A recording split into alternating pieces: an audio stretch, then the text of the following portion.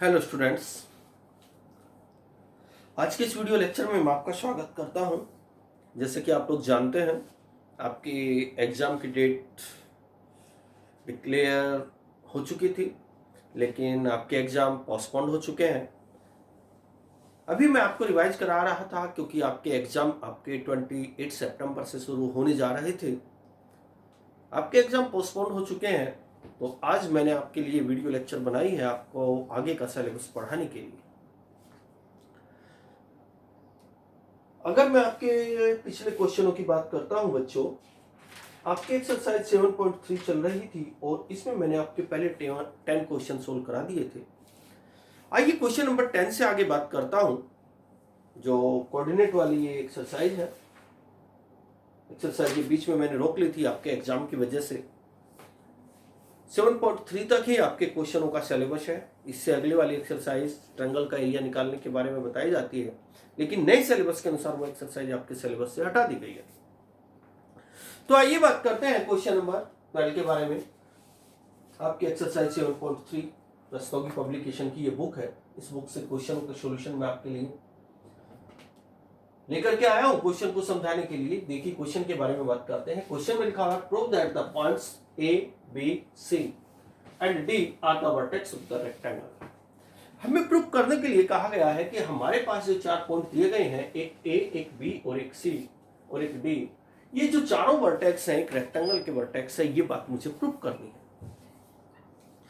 ये रेक्टेंगल के वर्टेक्स हैं, ये सब प्रूव करने के लिए मुझे इसमें रेक्टेंगल की डेफिनेशन अप्लाई करनी पड़ेगी।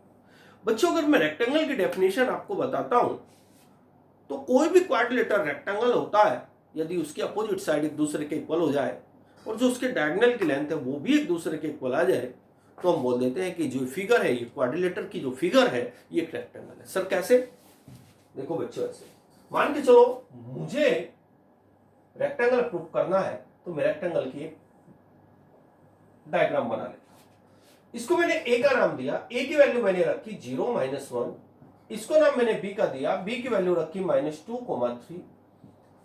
0, -1, बी की वैल्यू -2, 3। इसको नाम मैंने सी का दिया, सी की वैल्यू मैंने रखी 6, 7।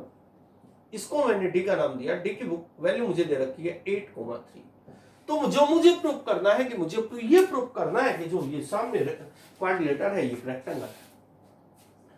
प्यारे बच्चे, ये बात क्लियर कर दो, आपको बिल्कुल अच्छी सी बात बताता हूं। चाहे क्वाड्रिलेटर आपका रेक्टेंगल हो, स्क्वायर हो, रोम्बस हो या ट्रेपेजियम हो, उसमें एक सभी क्वाड्रिलेटर में एक खास बात होती है। सर क्या होती है? आप किसी भी वर्टेक्स में चले जाइए और सामने वाले वर्टेक्स के पॉइंट्स को ऐड कीजिए। सर कैसे? जैसे यहां देखेंगे ए की पहले वाली वैल्यू 0 और इसके सामने वाला वर्टेक्स 6 और सी इसके पहले वाली वैल्यू 6। तो अगर आप इसकी पहली वैल्यू को इसकी पहली वैल्यू को जोड़ते हैं तो दोनों का सम 6 मिलता है। 0 + 6, 6। अब सामने वाले दूसरे वाले वर्टेक्स पर आइए, प्लस का 8 - 2, ये 6। यानी कि जो इनका सम होगा वही इनका होगा। यही बात ऑर्डिनेट के लिए होता है। ऑर्डिनेट का मतलब बाद वाली वैल्यू के लिए होता है। यहां देखेंगे -1 ये और 7 ये, दोनों को सम करता हूं 6। अब यहां देखेंगे दूसरे वाले वर्टेक्स में 3 + 3, 6। इसका मतलब हमारा दिया गया क्वेश्चन बिल्कुल सही है। यानी कि इस मेथड से हम लोग ये सीख सकते हैं कि हमारा दिया गया क्वेश्चन गलत है या सही है। आइए बात करते हैं। चलो, अगर ये बात समझ में नहीं आई तो बोल जाओ, मैंने कुछ पढ़ाया नहीं, क्योंकि ये चीजें आपके स्टैंडर्ड से कुछ अलग बातें थी। बच्चों, ये मुझे रेक्टेंगल प्रूफ करना है। अगर मैं इसको रेक्टेंगल प्रूफ करता हूं, if A B C D is a rectangle, यानी यदि एबीसीडी एक रेक्टेंगल है बच्चों, तो मुझे प्रूफ करना पड़ेगा देन सो दैट, तब मुझे प्रूफ करना पड़ेगा,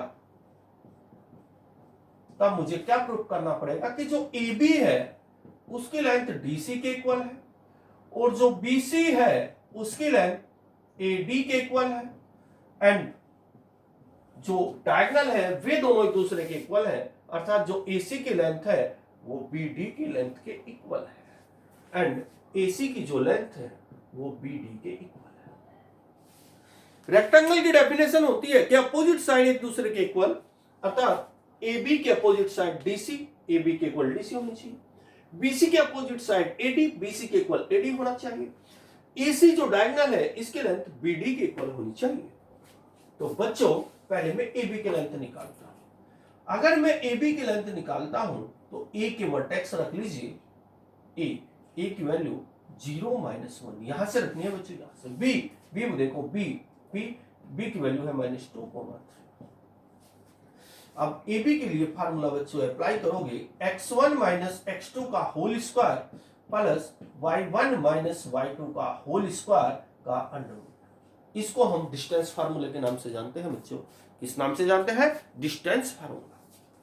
अगर मैं AB के बीच ये फार्मूला अप्लाई करना चाहता हूं, ये मेरा x1 बन जाएगा, ये मेरा y1 बन जाएगा, ये मेरा x2 बन जाएगा, ये मेरा y2 बन जाएगा। कीजिए अप्लाई। AB इक्वल x1 की वैल्यू 0 है, माइनस x2 की वैल्यू -2 है, माइनस यहां पहले से बैठा है तो +2 हो जाएगा, whole square as it is. y1 कौन है? y1 तो -1 है, माइनस y2 कौन है? 3 है, whole square as it is. बच्चों जो AB निकल के आया 0 + 2 2 का होल स्क्वायर, -1 -3 -4 का स्क्वायर का अंडर रूट। जो AB मेरे पास निकल के आया 2 का स्क्वायर 4 प्लस माइनस का स्क्वायर प्लस 4 का स्क्वायर 16, यानी कि ये माइनस का स्क्वायर प्लस हुआ 4 का स्क्वायर 16, अर्थात AB जो मेरे पास निकल के आया 20 का अंडर रूट यूनिट्स आया। बच्चों ये AB निकल के आया। AB मैंने निकाल लिया है। अब मैं DC की बात करूंगा। अगर मैं DC निकालना चाहता हूं तो DC की लेंथ भी अंडर रूट 20 यूनिट्स ही आनी चाहिए। DC की लेंथ भी अंडर रूट 20 यूनिट्स ही आनी चाहिए। तो DC की लेंथ निकालने के लिए पहले मैं यहां D की वैल्यू रखता हूं। D की वैल्यू मैं यहां से उठाऊंगा 8,3, फिर मेरे पास C है, C की वैल्यू मैं यहां से ले लूंगा 6,7। अगर मैं DC निकालना चाहता हूं तो DC के लिए फार्मूला अप्लाई करूंगा, x1 - x2 का होल स्क्वायर प्लस, यहां देखेंगे आप लोग, फिर y1 - y2 का होल स्क्वायर का अंडर रूट।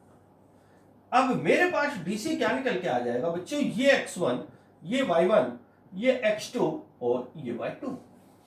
खींचिए अप्लाई। जब आप अप्लाई करोगे तो x1 की वैल्यू 8 है, माइनस x2 की वैल्यू 6 है, होल स्क्वायर प्लस y1 की वैल्यू कितनी है भाई? 3 है, माइनस y2, ये y2 है, y2 की वैल्यू कितनी है? 7 का whole square under the root. तो DC क्या निकल के आया? 8 - 6 2 का स्क्वायर, 3 - 4 -4 का स्क्वायर अंडर रूट 2 का 2।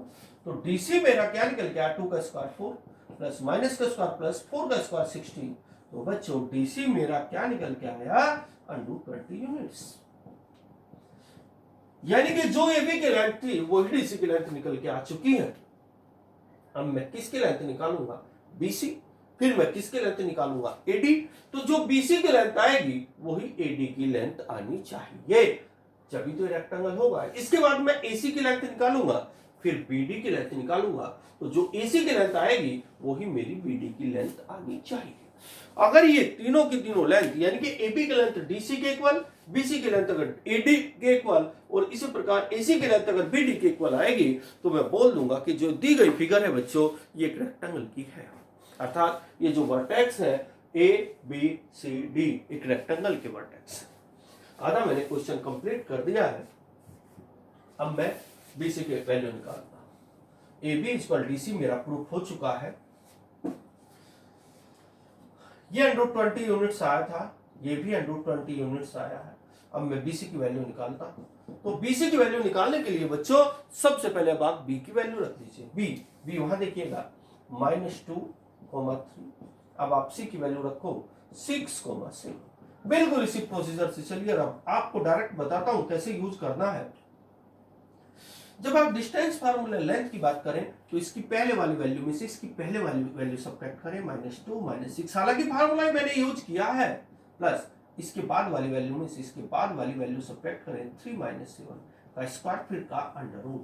x1 - x2 plus y1 - y2 ही मैंने यूज किया है बच्चों। अब आप देखेंगे BC इक्वल क्या निकल के आया? -2 - 6 -8 का होल स्क्वायर, 3 - 4 -4 3 माइनस 7 माइनस 4 का स्क्वायर का अंडर रूट। तो BC मेरे पास क्या निकल गया, माइनस का स्क्वायर प्लस 8 का वर्ग 64 माइनस का स्क्वायर प्लस 4 का वर्ग 16, कुल मिला के मेरे पास क्या निकल के आया बच्चों, ये आया अंडर रूट 80 यूनिट्स। अब मुझे क्या निकालना चाहिए, अब मुझे निकालना BC मेरा आ गया, अब मैं निकालूंगा AD मैं इधर निकालूंगा।